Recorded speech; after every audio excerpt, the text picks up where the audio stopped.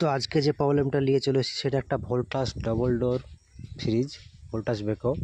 তো এটা প্রবলেম এটাই, কাস্টমার দিয়েছে এটা লাইট জ্বলছে না, সব কিছু ঠিকঠাক আছে, লাইট জ্বলছে না। তো এটা ডবল ডোর ফ্রিজ, তো লাইট জ্বলছে না কেন আমরা সেটা দেখে নেবো।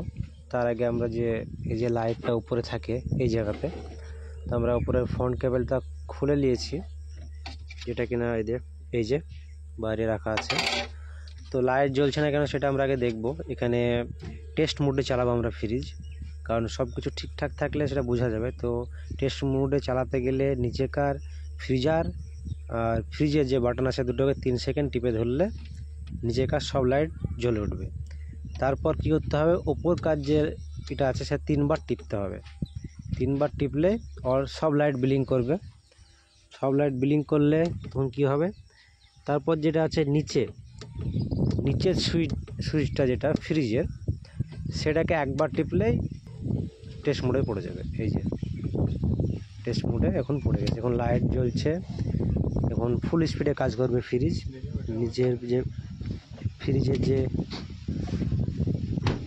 ফ্যান সেটাও চলছে, তারপর যে লাইটও জ্বলছে, দরজা বন্ধ করলে লাইট জ্বলছে না, বন্ধ হচ্ছে না, কারণ এখন টেস্ট মোডে আছে, কারণ এখন ডাইরেক্ট হয়েছে সব কিছুই জ্বলবে।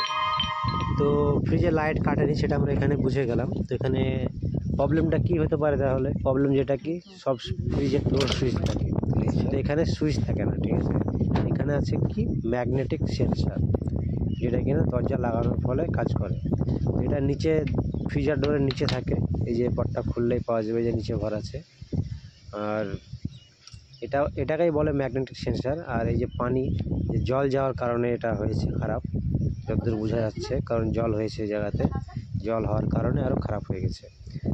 তো ডবল ডোর ফ্রিজে ভোল্টেজে যারা এখনও ডোর সুইচ খুঁজে পায় না অনেকে হয়তো, তো সুইচ থাকে না, আমি বলবো এখানে ম্যাগনেটিক সেন্সার থাকে, এই যে এটা জ্যাক।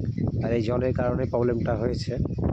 তো পেজে যারা নতুন তারা অবশ্যই লাইক ফলো শেয়ার করে দেবেন, আর ইউটিউব থেকে দেখলে অবশ্যই লাইক ফলো, আর চ্যানেলটা তো সাবস্ক্রাইব অবশ্যই করে দেবেন।